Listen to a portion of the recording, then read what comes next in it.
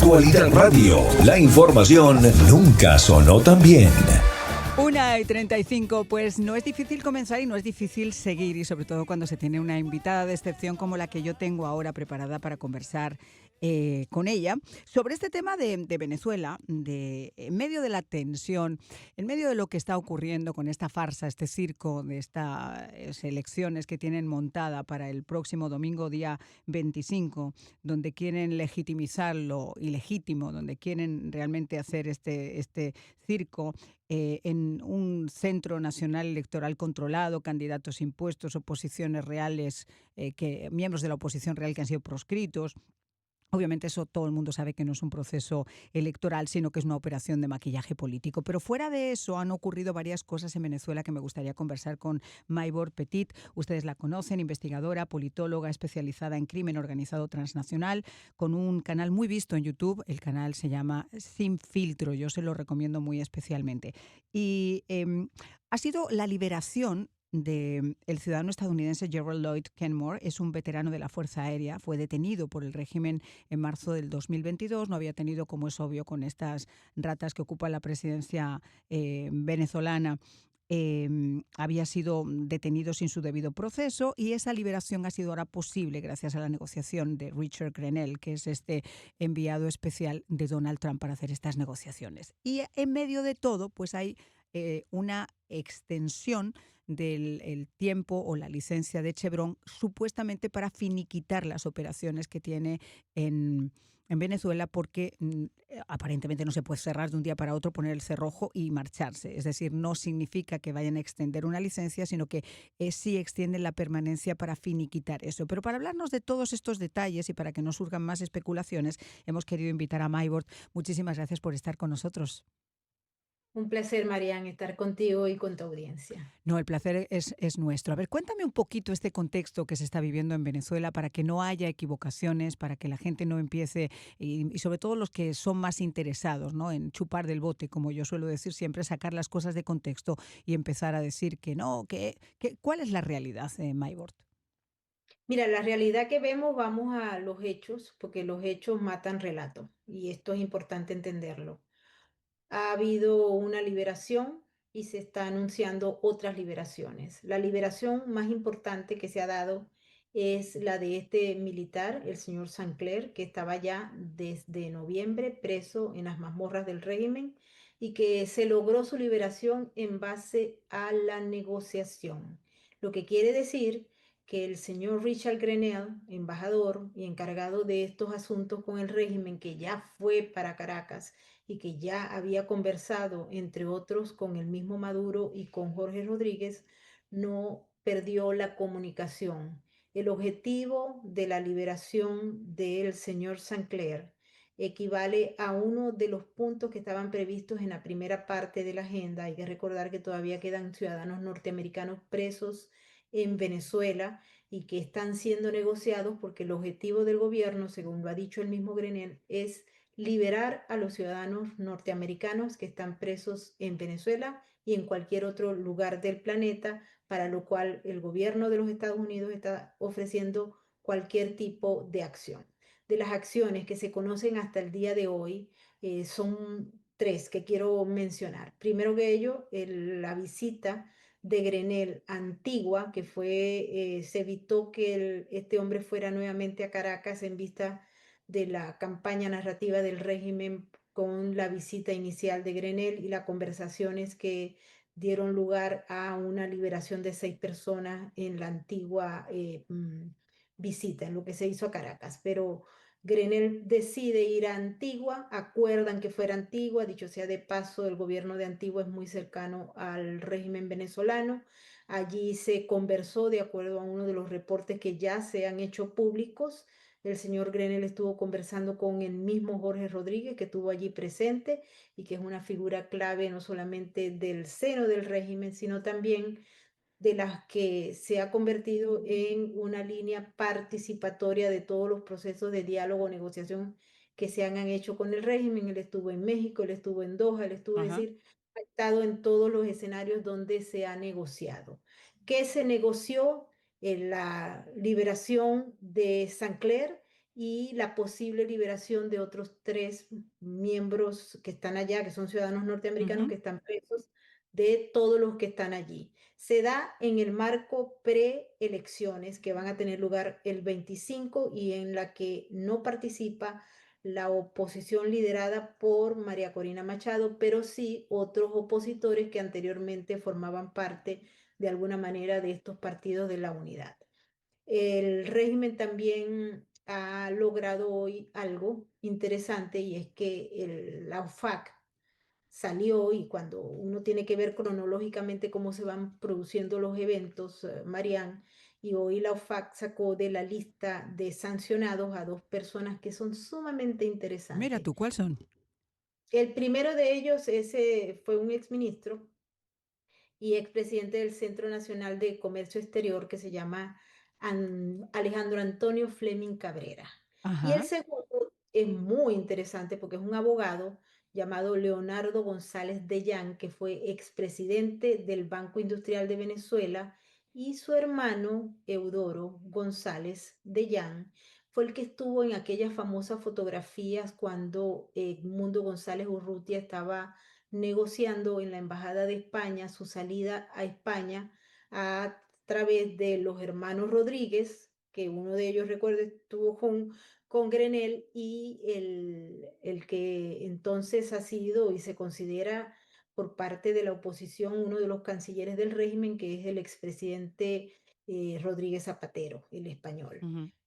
Este hombre estuvo ligado a los llamados mecanismos de expropiación de los bienes de los venezolanos. Esta Mm. gente que estaba aquí estaba señalada por haber participado en negocios no sacrosantos, pero hoy, justamente hoy, luego que llega Sancler a los Estados Unidos, se da esta liberación y salen también las declaraciones para que no quede en duda del señor Grenell, que dio unas Ujú. declaraciones que Richard creo que Grenell. Ujú.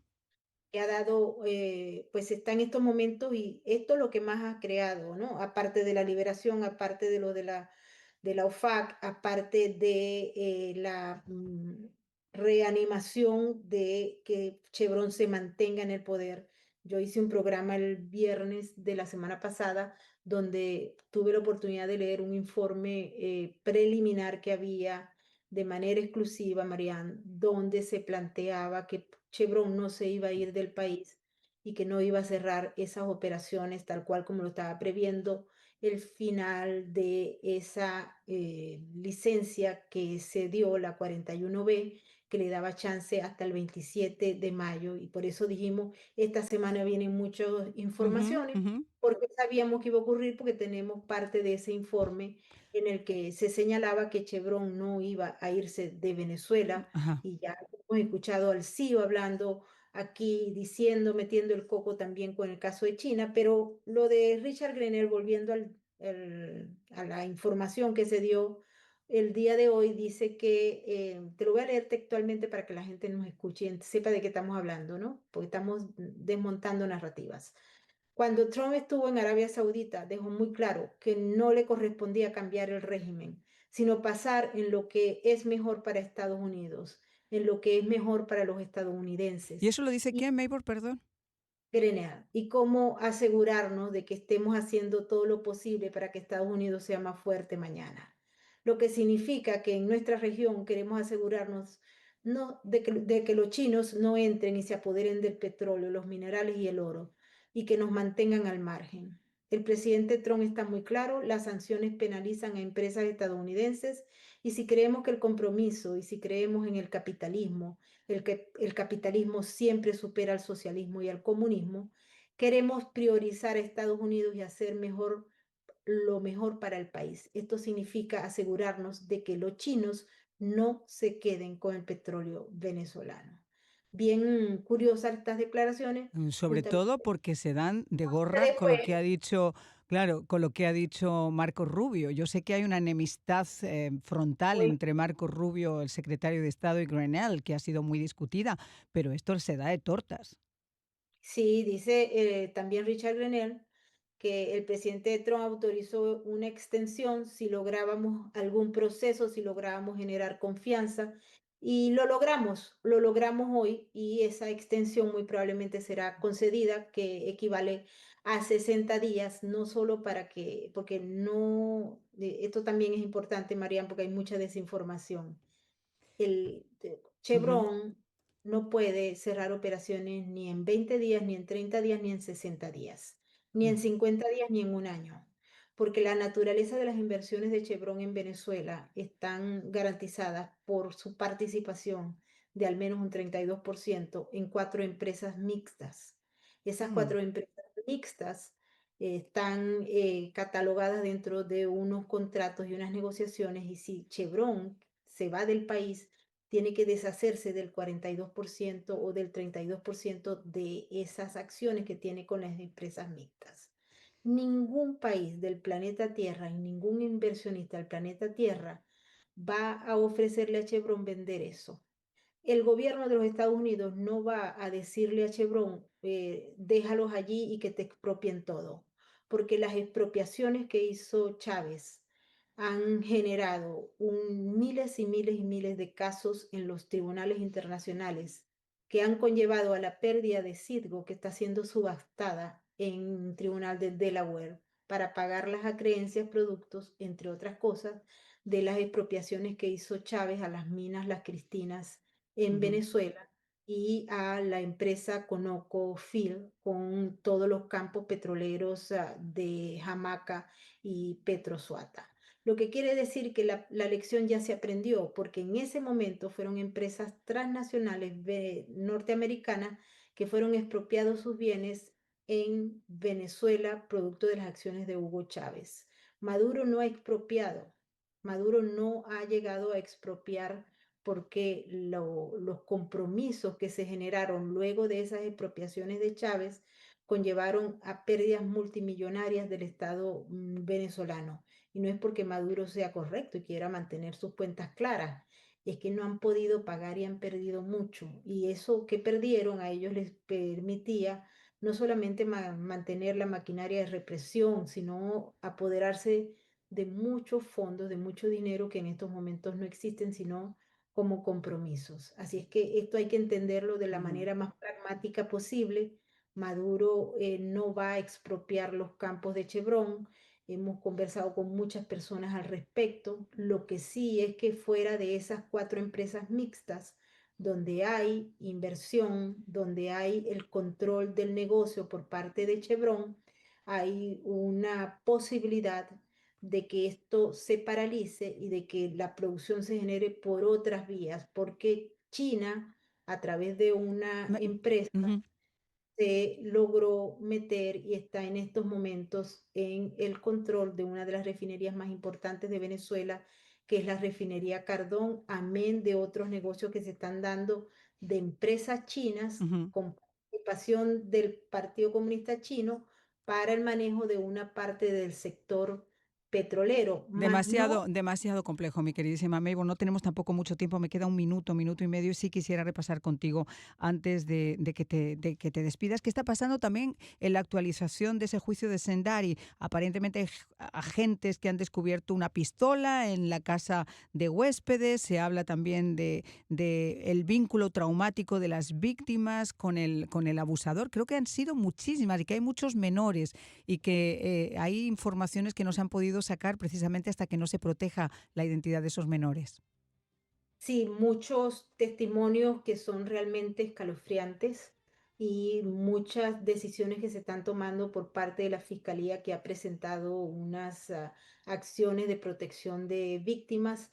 Vamos a ver qué decide el juez. Hasta estas horas de la mañana no habían decidido, pero creo que vamos a ver tal vez los horrores de los horrores en las próximas semanas con los testimonios. Hay videos, tenemos entendido que también hay grabaciones de video, fotografías, etcétera, que van a ser utilizadas como evidencia sólida en este caso que tiene espantado a la mitad de los Estados Unidos.